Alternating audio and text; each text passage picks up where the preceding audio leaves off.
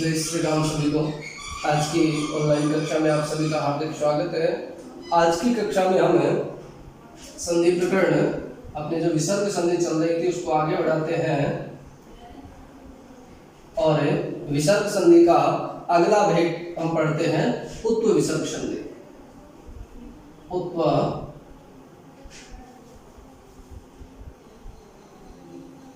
उत्व विसर्ग संधि।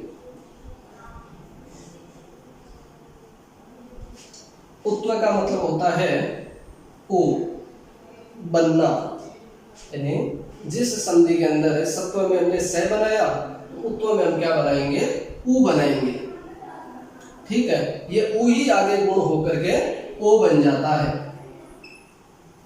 इस संधि के दो नियम हैं, अब उन दोनों को क्रमशः पढ़ते हैं। सबसे पहला जो नियम है वो तो है ए विसर्ग से पहले ए हो और विसर्ग के बाद भी ए हो तो इस विसर्ग का क्या बनता है, उ बनता है। और उससे पहले ए है तो ए प्लस उ मिलकर के क्या बनता है, ओ बनता है। और आगे वाला जो ए है इस ए का क्या बन जाएगा, अवग्र चिन्ह। उदाहरण के लिए देखिए, जैसे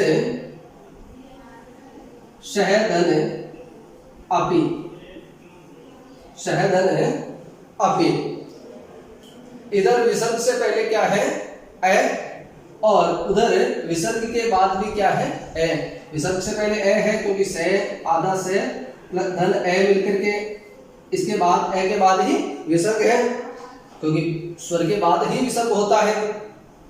तो ए के बाद विसर्ग है और विसर्ग के बाद वापस ये अपि का ए है। अस्तु, तो हम क्या करेंगे, इस विसर्ग को उत्व संधि के नियम से तो हम इसको उ बनाएंगे। तो से धन इस विसर्ग का उ और धन अपि।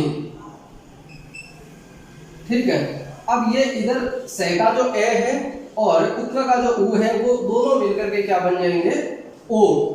गुण संधि में हमने पढ़ा था, तो क्या बन जाएगा, शो।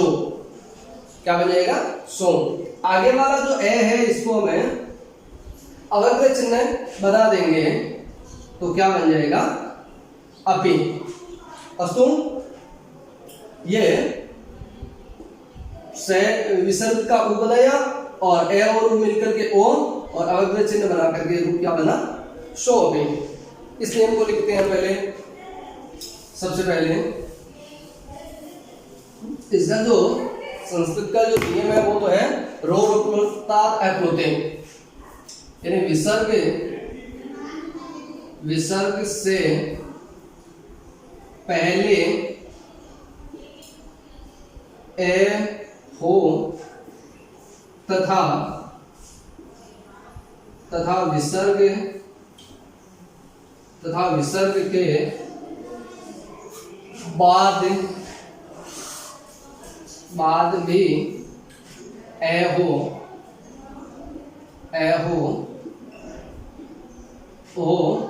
तो विसर्ग का सीधा हम ओ ही लिखेंगे।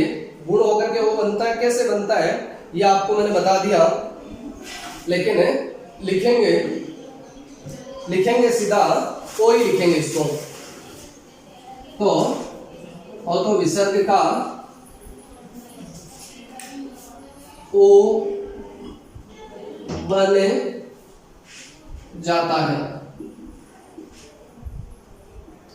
ओ बन जाता है। अस्तु, जैसे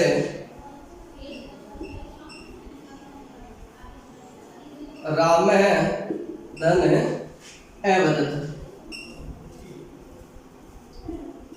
राम धन एवदत्। विसर्ग से पहले क्या है, ए है, अकारांतराम शब्द है, और विसर्ग के बाद क्या है, एवदत् का ए है।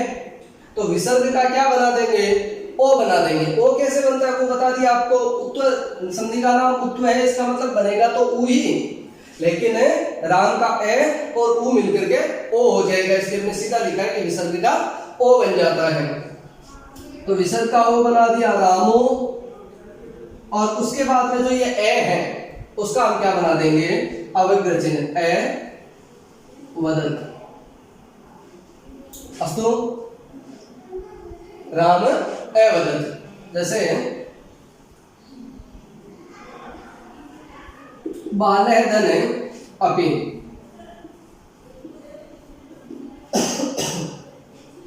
बालः धन अपि, विसर्ग से पहले क्या है, ए है। देखिए बाल शब्द का जो लय के अंदर विद्यमान ए है, और उसके बाद में विसर्ग है, और विसर्ग के ठीक बाद ए है। विसर्ग के दोनों तरफ ए है, तो हम विसर्ग का क्या बना देंगे, ओ। तो बालो, और आगे अपी का अपी, अवग्र चिन्ह करते हुए लिखेंगे। अस्तु, ये एक नियम हुआ इसके अंदर, ठीक है। आगे इस विसर्ग संधि का जो दूसरा नियम है उस पर चलते हैं।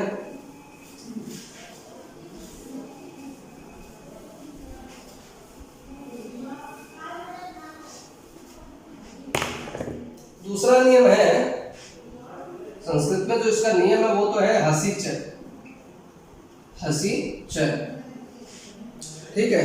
यानी हस प्रत्याहार के अंतर्गत जो आने वाले हस जिसको कहेंगे, वो जो अक्षर आएंगे कहाँ, ए विसर्ग के उस तरफ, तो भी विसर्ग का ओ हो जाएगा, ठीक है। अब हस के अंदर कौन कौन से अक्षर आते हैं, तो इसके अंदर वर्ग का 3, 4, 5, वर्ग का 3, 4, 5 अक्षर आएगा। उसके अलावा है, ये, व, र, ल, है, ये, वैर है और ले, ठीक है। वर्ग का 3, 4, 5 का मतलब क्या है, जैसे क वाली लाइन का तीसरा चौथा पांचवा अक्षर, च वाली लाइन का तीसरा चौथा पांचवा अक्षर, से ट वाली लाइन का, ट वाली लाइन का, सभी लाइनों का तीसरा चौथा पांचवा अक्षर अथवा है या वरल, ये हो विसर्ग के बाद, और विसर्ग से पहले क्या होना चाहिए, वही ए, ठीक है। तो जैसे एक उदाहरण देखते हैं दो, जैसे नमः धन नमः, विसर्ग से पहले क्या है, ए है, और विसर्ग के बाद ए है, तो सॉरी, विसर्ग से पहले ए है और विसर्ग के बाद में न है, ठीक है। तो विसर्ग, ये न तय वाले लाइन का पांचवा अक्षर होता है, तय तय तय तय न, तो ये पांचवा अक्षर है, और विसर्ग से पहले ए है, तो हम विसर्ग का क्या बना देंगे, ओ, क्या बना देंगे, ओ। ये ओ भी उसी प्रकार से बनता है, विसर्ग का उ बनेगा और ए और उ मिलकर के ओ बन जाएगा, नमो, और आगे नमः जैसा का वैसा रहेगा, इसमें अवग्र चिन्ह वाली कोई बात है नहीं। अस्तु, इसको हमें थोड़ा नियम से सही से लिखते हैं, उसके बाद इसके बाकी उदाहरण देखेंगे। हसिच के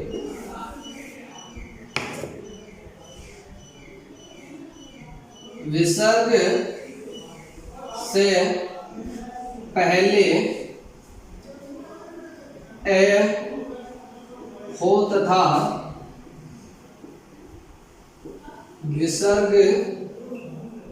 विसर्ग के बाद वर्ग का 3, 4, 5 का मतलब है सभी, हम सीधा ही लिखेंगे, वर्ग का 3, 4, 5 वर्ण अथवा है, य, व, र और ल, य, व, र, ल, 3, 4, 5 वर्ण अथवा है, य, व, र, ल में से हो तो में से हो तो विसर्ग का ओ बन जाता है, विसर्ग का ओ बन जाता है।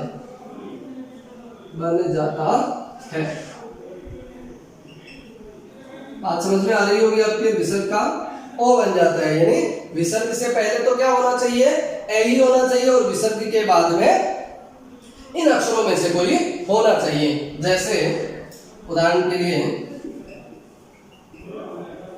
जैसे राम धन हसति, राम धन हसति, और विसर्ग है, विसर्ग से ठीक पहले क्या है, ए है, विसर्ग से ठीक पहले ए है, और विसर्ग के बाद क्या है अक्षर है, तो हम विसर्ग का क्या बना देंगे, ओ, तो क्या बन जाएगा, रामो हसति, क्या बन जाएगा, रामो हसति। असो जैसे दूसरा उदाहरण देखते हैं, बाल है धन लिखति, बाल है धन लिखति। इधर बाल से ठीक पहले क्या है, सॉरी विसर्ग से ठीक पहले क्या है, ए है, बाल के अंदर जो विद्यमान ए है, और उसके बाद में ले है, तो ले वाले है यह वह रे और ले, अगर ले भी होगा तो क्या बन जाएगा विसर्ग का ओ, तो क्या रूप बनेगा, बालो लिखति, बालो लिखति। जैसे आगे उदाहरण देखते हैं, एक दो उदाहरण और देखते हैं।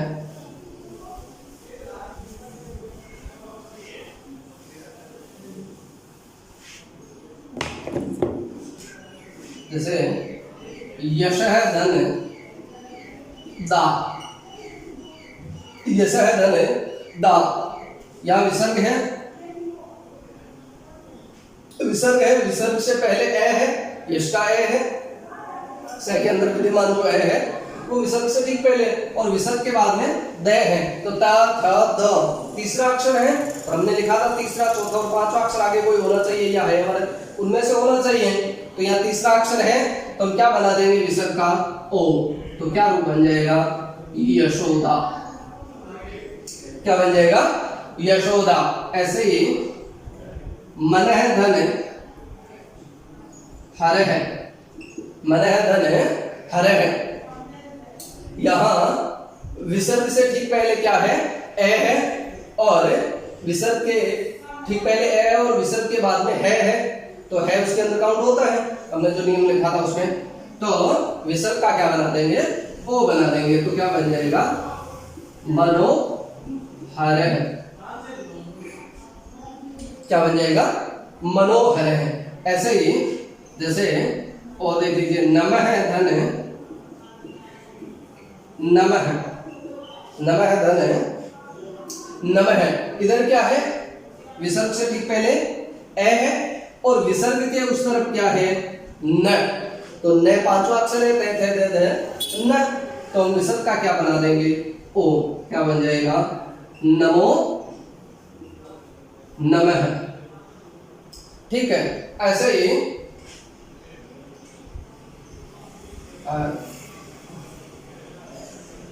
जन है धन धावती,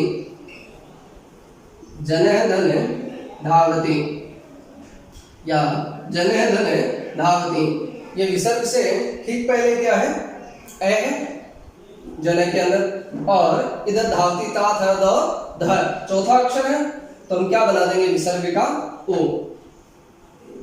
जनो धावती। ऐसे ही और भी बहुत सारे उदाहरण हम देख सकते हैं, जैसे राम है धन